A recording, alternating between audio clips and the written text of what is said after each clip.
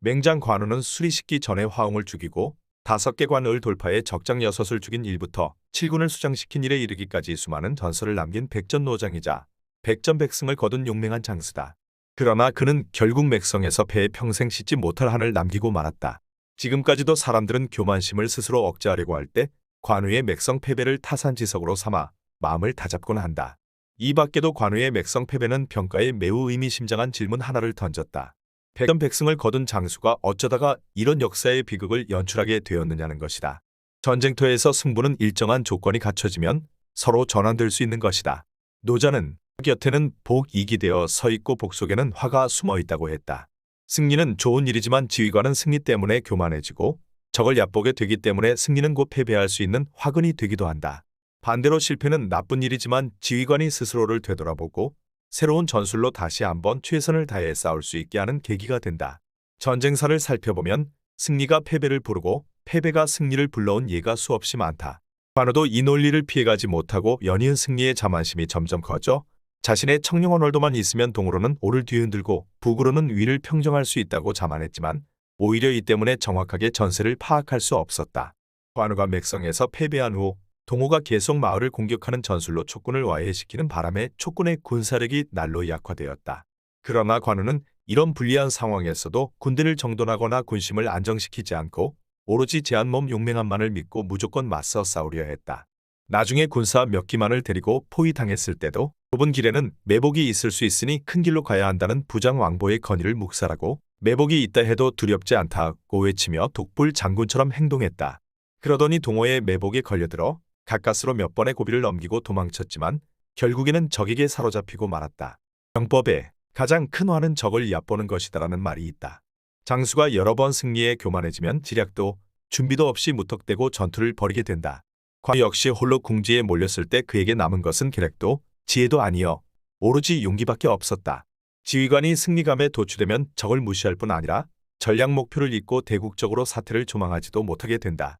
관우의 이런 약점을 잘 아는 제갈량이 군대를 이끌고 서천으로 진격하면서 그에게 북으로는 조조에게 대항하고 동으로는 손권과 화친하라는 형주를 지키는 원칙을 당부하며 반드시 지킬 것을 누누이 강조한 바 있다.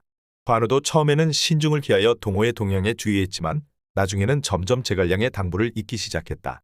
관우의 맥성 패배를 분석할 때는 이 사건을 전체적인 전략과 떼어놓고 생각할 수 없다.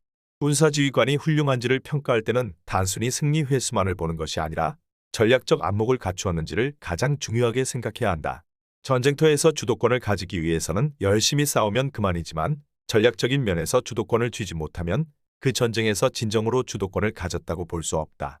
이로부터 전쟁터를 누빈 영웅호걸들이 최종적으로 패배한 원인은 출중한 무예를 갖추지 못했거나 군대가 오합지졸이어서가 아니라 거시적인 안목과 전략적 목표가 부족했기 때문이다. 초안쟁패 시기의 초패왕 항우는 힘으로 따지면 산이라도 뽑을 수 있을 만큼 대단한 위력을 가지고 있었고 또 강동 최고의 부대를 거느리고 70여 차례의 크고 작은 전투를 승리로 이끌었지만 해야 전투의 패배에 스스로 오강의 몸을 던져야 했다. 어찌 보면 관우는 항우의 전철을 밟은 셈이다. 마오쩌둥은 중국혁명의 전략 문제라는 자신의 저서에서 다음과 같은 견해를 피력한 바 있다. 전쟁사에서 연전연승을 거둔 후 한 번의 패배로 이전의 공을 모두 물거품으로 만든 경우가 있는가 하면 연전연패 후 단 한 번의 승리로 전체적인 국면을 역전시킨 경우도 있었다. 여기에서 연전연승이나 연전연패는 일부에 국한된 것으로 전체적인 정세에 큰 영향을 미치지 못하는 것이고 한 번의 패배와 한 번의 승리가 바로 결정적인 것이었다. 군사지휘관에게는 전쟁의 전체적인 상황에 주의력을 집중하는 것이 가장 중요하다는 사실을 알 수 있다. 물론 장수들이 각각의 지위에 따라 정세를 파악할 수 있는 범위가 다르기는 하지만 어떤 직급을 가진 지휘관이라도 자신이 할 수 있는 범위 내에서는 모든 것을 다 염두에 두어야 한다. 관우가 맥성에서 패배한 사실은 자치통감에도 기록되어 있다. 관우는 스스로 고립무원의 처지에 처했음을 알고 서쪽으로 가서 맥성을 지켰다. 손권이 사자를 보내 투항을 권유하자 관우가 거짓 투항하며 성벽에 기치를 내걸고 허수아비를 세운 뒤 기회를 보아 도주했다. 그러나 병사들이 모두 흩어져 그의 곁에는 겨우 10명의 기병밖에 남지 않았다. 손권이 이에 앞서 주연과 반장을 보내 관우가 지나는 길목을 차단했다.